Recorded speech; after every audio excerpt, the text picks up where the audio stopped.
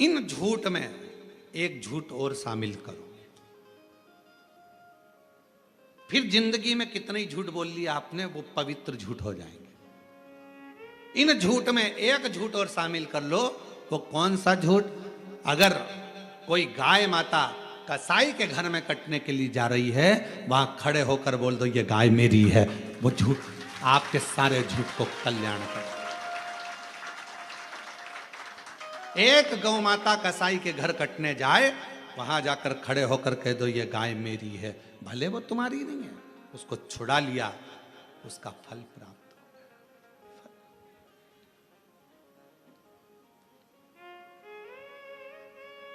सारे झूठों पर वो झूठ आपकी पवित्रता का धारण करा देगा। पवित्रता।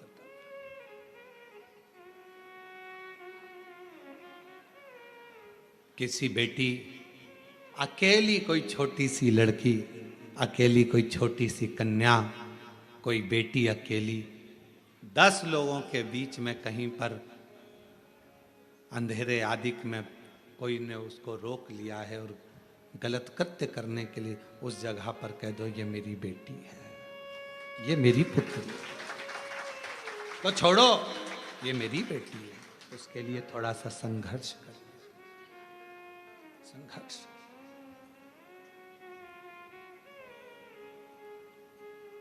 वो एक लाइन पहले लोग गुनगुनाते थे, कभी प्यासे को पानी पिलाया नहीं, बाद अमृत पिलाने से क्या फायदा, कभी गिरते हुए को उठाया नहीं, बाद आंसू बहाने से क्या फायदा। कोई कष्ट में है, तकलीफ में है, उसका स्मरण, उसका साथ अवश्य।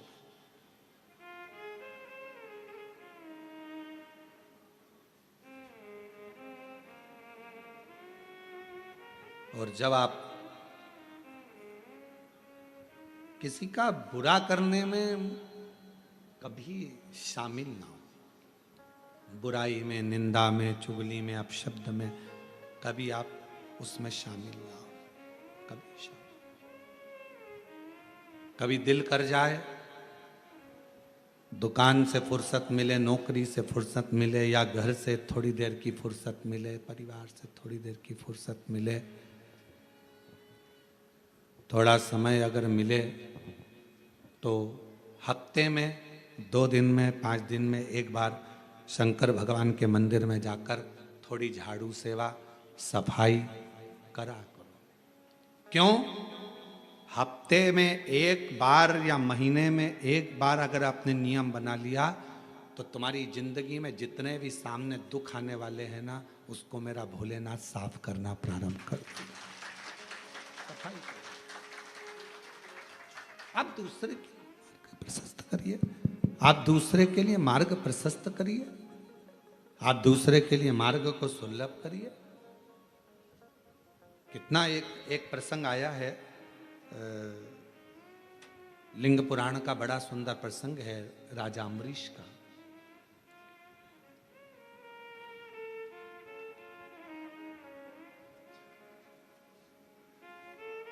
एक राजा अम्बरीश हुए,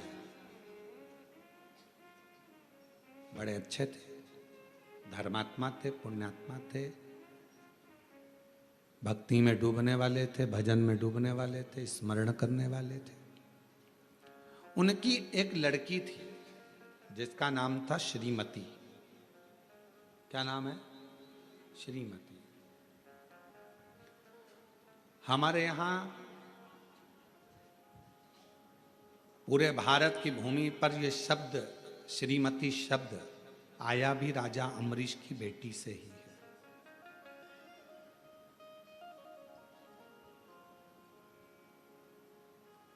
हम लोग बात बात में कहते थे श्रीमती बिमला जी, श्रीमती कमला जी, श्रीमती। श्रीमती शब्द का मतलब क्या है? अभी आप कथा में श्रवण करेंगे, राजा अम्बरीश की बेटी का नाम था श्रीमती, और वह राजा अम्बरीश की पुत्री बड़ी सुंदर थी, बड़ी विद्वान थी, उसके चेहरे का आकर्षण बड़ा था। कारण क्या था कि वो अपने पिता राजा अम्बरीश के बताए हुए मार्ग पर नित्य भगवत स्मरण में डूबी रहती। तो ये नियम है। ब्यूटी पार्लर जाने से ज्यादा सुंदरता व्यक्ति को अंतर होता है। घर की बहू को त्योहार पर मालूम पड़े तुम्हारे यहाँ कोई पर्व है और कोई पर्व पर कोई त्योहार पर दिवाली है, कोई अच्छा त्योहार आया है, कोई संक्रांति आई है, कोई रक्षाबंधन आया है, कोई उत्सव आया है, तो बहू तैयार होगी। करवा चौथ आ गई या कोई फंक्शन आ गया तो बहू तैयार हो रही है और सास तैयार हो रही है। तो बहू कहती मम्मी तुम तैयार नहीं हो रही, तो माँ सास कह देती तू तैयार हो ले, मैं तो 2 मिनट में तैयार हो जाऊंगी। और सास और बहू में यह अंतर देखिए, बहू तैयार होने गई, आधा घंटा लग गया, पौन घंटा लग गया, 1 घंटा लग गया, और सास तुरंत फिर आई, बहू मम्मी तुम तैयार नहीं हो रही, बस मैं तो 2 मिनट में हो जाऊंगी, तू तैयार हो जा। और बहू को तैयार होने में 1 घंटा 1.5 घंटा लग गया। सास तुरंत साड़ी बदली, ऊंचे ऊंचाए बाल पे कंघा कर लिया, बक्कल लगा लिया, थोड़ा सा जो भी लगाना करना था लगा के, बिंदी लगा के, और सास जैसे ही पूजन के सामने पूजन की थाली के पास में आई, बहू का आधा कलेजा जल गया। ये तो मुझसे भी ज्यादा सुंदर दिख रही है, ये तो मुझसे भी ज्यादा सुंदर दिख रही है। उसका कारण क्या है? ये चमक ये दमक फुलवन में महक सब कुछ सरकार तुम ही से है। सास भगवान की भक्ति इतनी करती है, भजन इतना करती है, स्मरण इतना करती है कि उसको पार्लर जाने की जरूरत नहीं पड़ती। उसकी नेचुरल सुंदरता उसके सामने प्रकट हो जाती है। शिव के प्रकाश से वो प्रकाशित हो जाती है, भगवान के प्रकाश से वो प्रकाशित हो रही। कोई बेटी है, कोई माता है, कोई भाई है, कोई नवयुवक बेटे हैं। नवयुवक बेटों को सभी कहूंगा मैं, लड़कों से बेटी तुम नवयुवक बेटे देखिए, उन बेटों को देखना जो कभी मंदिर नहीं जाते, और उन बेटों को देखना जो गले में रुद्राक्ष की माला धारण करते हैं, मस्तक पर तिलक लगा लेते हैं, और भगवान का हाथ में कलेवा या रुद्राक्ष की माला धारण कर लेते हैं, और भगवान की भक्ति में जो रमे रहते हैं, उनका चेहरे का तेज आपको बता देगा कि ये कोई सनातनी पुत्र है। चेहरे का तेज बताएगा कि इसमें सनातन भाव कितना। भगवत भजन का स्मरण भले कुछ भी हो, वो भगवान का नाम लेता नहीं लेता, पर तन पर रुद्राक्ष तो पहना। शिव महापुराण के वायव्य संहिता के अंतर्गत, उमाखंड के अंतर्गत, शिव महापुराण के कौमार खंड के अंतर्गत सब में एक बात मिलती है, अगर मनुष्य भगवान का भजन भी ना करता हो, मंदिर तक भी ना जाता हो, स्मरण भी ना करता हो, शिव नाम मुख से निकलता भी नहीं हो, तो भी उसके शरीर पर अगर रुद्राक्ष पड़ा है तो समझ लेना उस पर शंकर की दृष्टि पड़ी, शिव की दृष्टि, क्योंकि उसका रुद्राक्ष पड़ा है। अगर कोई मनुष्य भगवत नाम ना लेता हो, मंदिर भी ना जाता हो, भजन भी ना करता हो, और अगर मस्तक पर त्रिपुंड धारण करता है या रुद्राक्ष धारण करता है, तो वो शिव का ही पुत्र कहलाता है। ये शिव महापुराण की कथा का, ये भगवान शंकर का चरित्र कथा। अब जरा विचार करिए, कोई कहते हैं अरे बताओ, कई लोग माताओं से कह देते हैं बताओ इसको देखो जरा, हाथ में रुद्राक्ष की माला पहन ली, रुद्राक्ष गले में पहन लिया, सिर पे तिलक लगा लिया, अपने आप को सावित्री समझ रही है, और मालूम पड़े मन में तो भगवान बिल्कुल भी नहीं है। कई लोग दिन भर व्हाट्सएप पर कमेंट्स भी करते हैं एक दूसरे को, बताओ इसको देखो, ये भगवान का। छोटे से बच्चा कंधे पर कावड़ लेकर जा रहा है तो लोग कमेंट्स कर देते, और कमेंट्स करने वाले कोई दूसरे नहीं होते, अपने ही होते हैं। छोटा सा बच्चा कावड़ लेकर चला तो लोग कह देंगे बताओ ये बनेगा क्या, ये ऐसा करेगा क्या, ये वैसा करेगा क्या। अरे उस बच्चे को धन्यवाद दो, तुम्हारी औलाद से अच्छा है, कम से कम सनातन धर्म की ध्वजा को तो आगे लेकर चल रहा है। जिनका बाप दिन भर बैठकर मोबाइल पर कमेंट्स करता है, गलत गलत विचार लिखता है, तो उसकी औलाद भी ऐसी ही पैदा होती है। कम से कम एक सनातनी कंधे पर कावड़ लेकर, एक सनातनी कंधे पर कावड़ धारण कर कर, एक छोटा सा बच्चा कंधे पर कावड़ धारण कर कर चल तो रहा है, और दुनिया के लोग उसको कह रहे ये कोई डॉक्टर बनेगा, ये इंजीनियर बनेगा। अरे भारत की भूमि का गौरव रहा है, अंतरिक्ष पर पहुंचने वाला भी एक सनातनी अपने मस्तक पर तिलक धारण कर कर जाता है। ये भारत का गौरव रहा है। और लोग कहते हैं क्या ये बनेंगे? महाराज, शिव शिव है, शंकर शंकर है।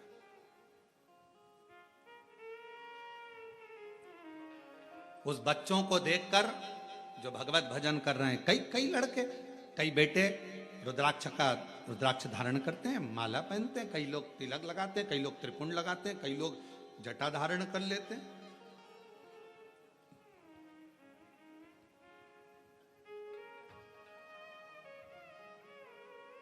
आजकल बड़ा अभी बीच में बाजार में जटाएं भी मिलने लगी है, लोग सिर में जटा धारण करते हैं, तो लोग उस पर भी, बताओ इसने जटा धारण कर ली, अरे अच्छा है जटा धारण करी, दारू की बोतल तो धारण नहीं करी। अच्छा करा है ना उसने, गलत तो नहीं करा। त्रिपुंड लगाया, गलत तो नहीं करा। भगवा वस्त्र धारण करे, गलत तो नहीं करा। प्रेरणा ही दे रहा है ना वो लड़का। अगर कोई बेटी अपने भगवा वस्त्र धारण करती है, मस्तक पर तिलक लगा लेती है, चंदन धारण कर ली, तो उसने गलत क्या करा? कोई गलत तो नहीं करा। केवल पांव खींचना, केवल गलत शब्द कहना, केवल अपशब्द कहना। और मेरा बेटा बेटियों से निवेदन है, आपको कॉलेज से फुर्सत नहीं मिलती, आपको स्कूल से फुर्सत नहीं मिलती, आपको सर्विस से फुर्सत नहीं मिलती, आपको नौकरी से फुर्सत नहीं मिलती, टेंशन मत लो। आप अगर मस्तक पर चंदन, तिलक, भस्म कुछ भी धारण करते हो और अपने गले में अगर रुद्राक्ष धारण करते हो, आप मंदिर नहीं भी गए, शिव नाम नहीं भी लिया, तो भी मेरे शंकर के बेटे ही कहलाओगे, बेटी ही कहलाओगे। पुत्र और पुत्री ही कहलाओगे। आप शिव के बेटे ही कहलाओगे, शिव की दृष्टि रहेगी।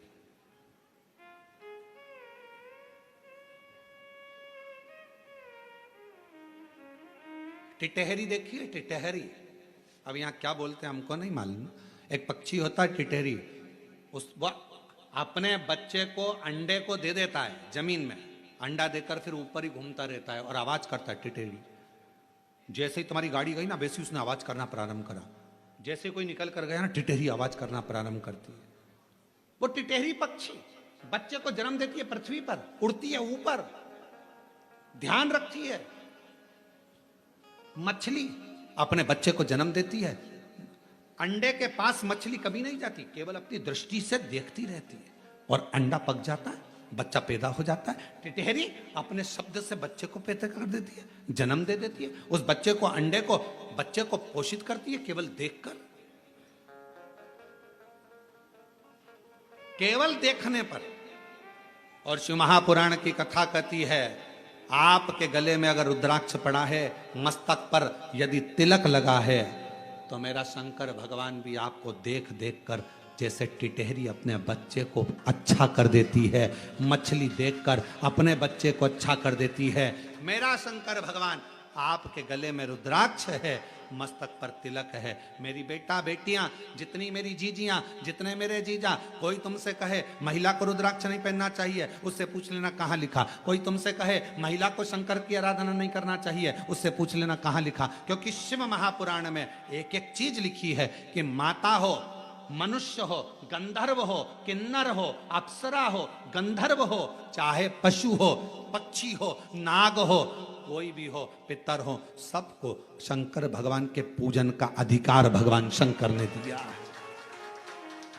ब्राह्मण हो, क्षत्रिय हो, वैश्य हो, शूद्र हो, कोई भी हो, शंकर भगवान के पूजन का अधिकार शंकर भगवान ने सबको दिया है। कोई ऐसा बच्चा ही नहीं जिसको अधिकार शिव ने नहीं दिया।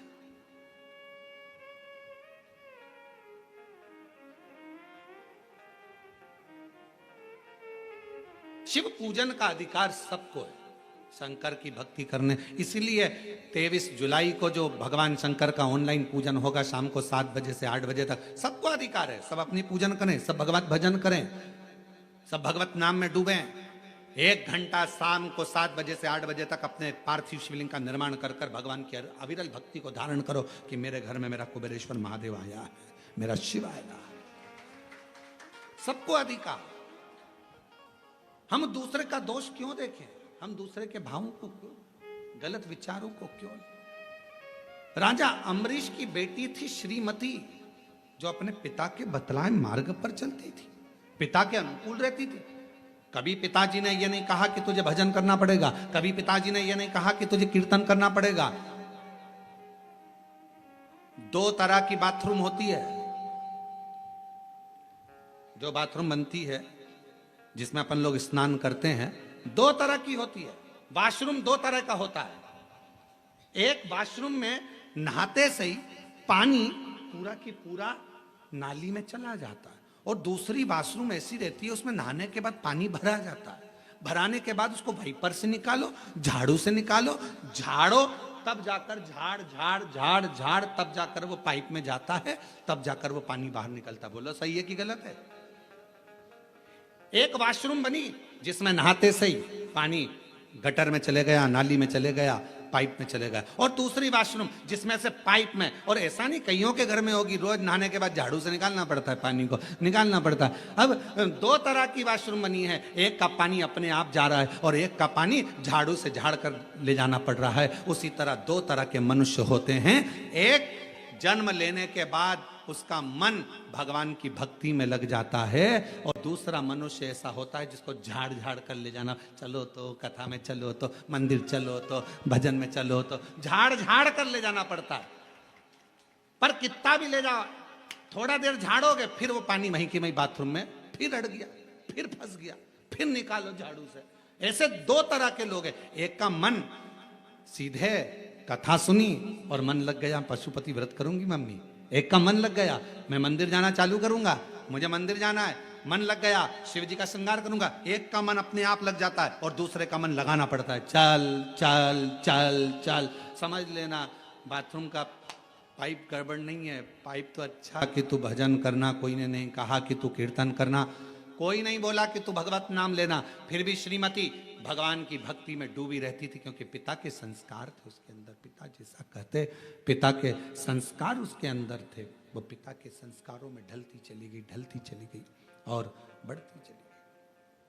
समय आया, एक बार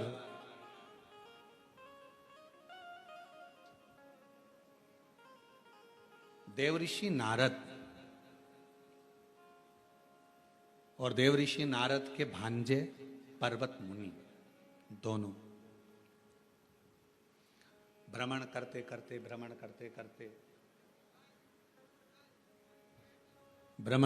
करते राजा अम्बरीश के यहां पहुंच गए।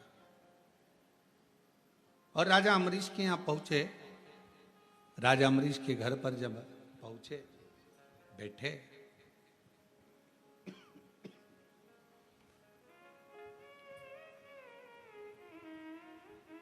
थोड़ी देर बाद राजा अम्बरीश की बेटी श्रीमती सामने से निकल कर गई। बड़ी सुंदर थी, बड़ी अलौकिक छटा थी उसकी। अभी आपको कहा कि ये स्पीकर नहीं चल रहे रे, ये दोनों, बड़ी अलौकिक छटा थी उसकी। अभी आपको कहा कि भजन का जो बल होता है, भजन का जो क्रम होता है, भजन का जो स्मरण होता है, वह अपने आप में सुंदरता देता चले जाता है, अपने आप। और फिर वही बात है, ये चमक ये दमक फुलवन में महक सब कुछ सरकार तुम्हीं से। ये उसकी चमक से हम चमक रहे हैं, उसकी चमक से।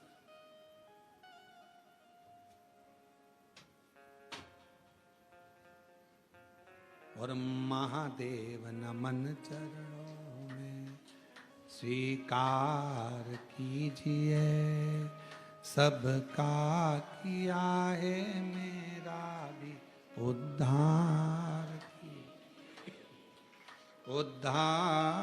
कीजिए। है त्रिपुंडधारी, है त्रिशूलधारी, है त्रिपुंडधारी, है त्रिशूलधारी, चरणों में तेरे बाबा जी पावन है चारों धाम, तेरी देव करते वंदन पूजे हैं सीताराम। चरणों में तेरे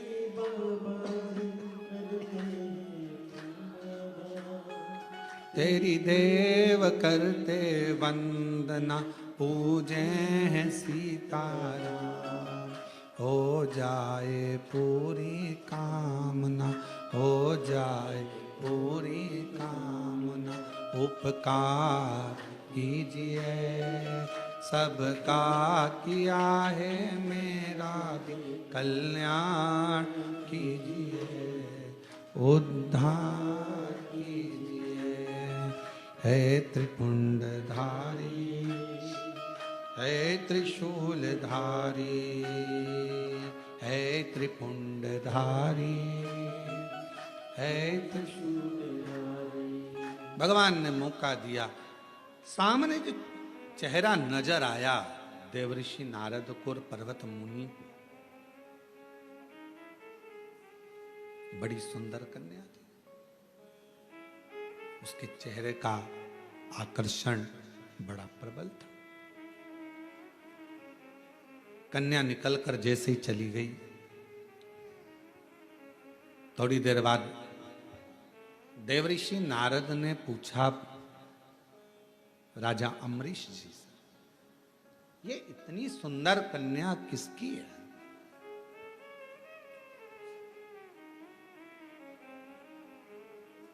इतनी सुंदर कन्या ये है किसकी? कहा, महाराज ये मेरी पुत्री है, मेरी बेटी है। मेरी पुत्री, ये मेरी बेटी है, मेरी पुत्री है।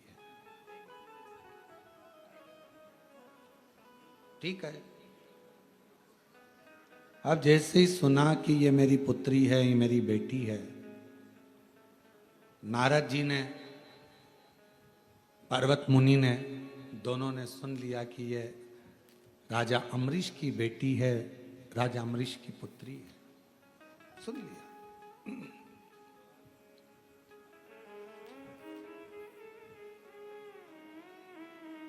कुछ देर के बाद देवऋषि नारद ने राजा अम्बरीश को एकांत में जाकर, राजा अम्बरीश को एकांत में ले जाकर थोड़ी चर्चा करी, थोड़ी बात करी। राजा अम्बरीश जी ने पूछा, महाराज आपने मुझे एकांत में बुलाया है, क्या बात है, क्या कहना चाहते हैं? कहा, आपकी पुत्री बड़ी सुंदर है और हम उससे विवाह करना चाहते हैं। देवऋषि नारद जी ने ये शब्द कहा। राजा अम्बरीश तो अपने भाग्य की सराहना करने लगे। धन्य हैं हम जिनकी पुत्री देवऋषि नारद जी से भी आए। प्रणाम महाराज जी। थोड़ी देर बाद पर्वत मुनि ने राजा अम्बरीश को एकांत में बुलाया और फिर उनसे बात करी। तो पर्वत मुनि ने कहा कि आपकी बेटी बड़ी सुंदर है और हम उनसे विवाह करना चाहते हैं। अब राजा अम्बरीश के पास में नारद जी भी बेटी से विवाह करने को कह रहे हैं, पर्वत मुनि भी विवाह करने को बोल रहे हैं। महाराज जी आपके साथ मेरी बेटी का विवाह हो, इससे बढ़कर मुझे क्या चाहिए? राजा अम्बरीश ने कहा, ये कथा बहुत सीख देती है महाराज। थोड़ा सावधानी रखकर अगर इस कथा का स्मरण करेंगे, लिंग पुराण की ये कथा है, बड़ी सुंदर है महाराज। लिंग पुराण का यह पवित्र चरित्र है और लिंग पुराण के अध्याय नंबर 5 में पृष्ठ संख्या 586 में आप इसको पढ़ सकते हैं।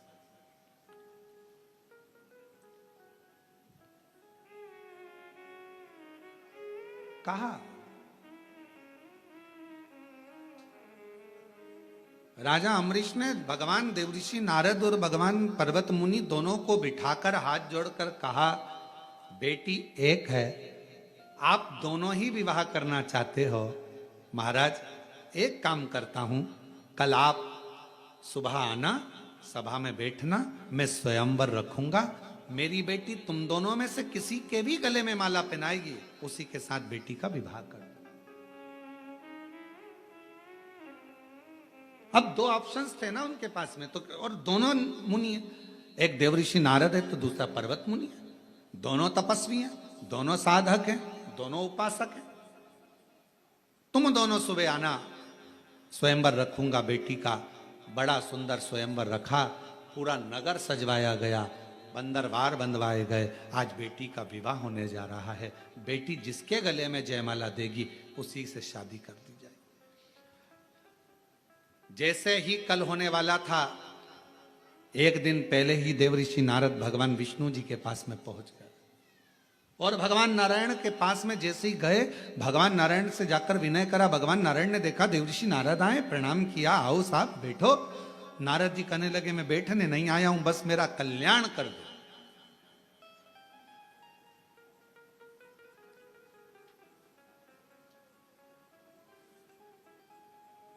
मेरा कल्याण कर दो, इतना ही चाहता हूं।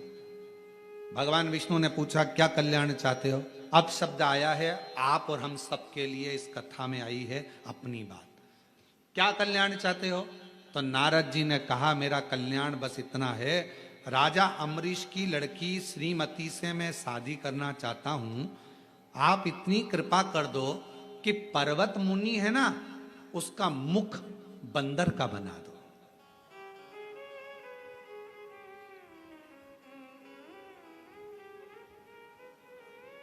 और श्रावण के महीने की ऑनलाइन चल रही शिव महापुराण की कथा में आज की कथा को बहुत सावधानी से लेना।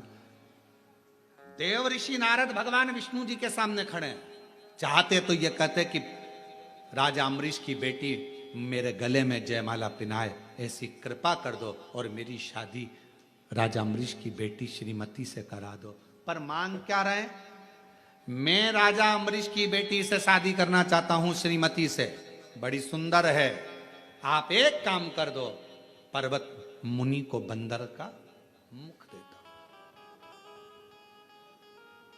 अब ईमानदारी से बोलो, खड्डा दूसरे के लिए खोदोगे तो उसमें सबसे पहले कौन गिरेगा? जिसने खोदा है वही।